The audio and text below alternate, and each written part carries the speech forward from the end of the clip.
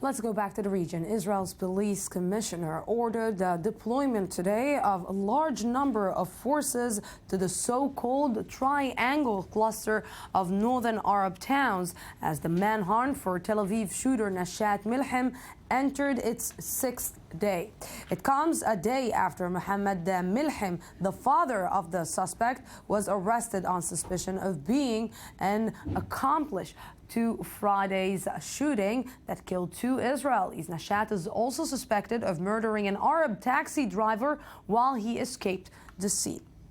And with me right now is Shai Ben-Ari, I-24 News defense correspondent. Good evening. Thank you very much for joining me. So, no progress in the investigation so far, or no progress that we can actually talk about? There is, of course, a gag order still in force, despite a lot of information going around in the Israeli media and other places. So it's a bit tricky.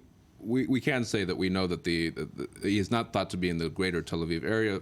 We know that there's a lot of focus certainly in the north in general. We'll allow ourselves to say that.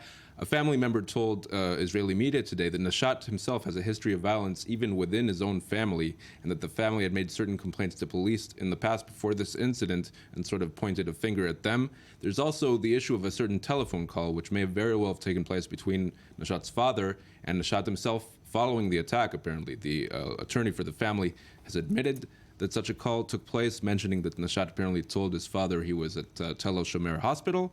A different family member later denied that this call took place, so there's a contradiction there. And there is, of course, the ongoing ordeal of family members of Nashat Milham.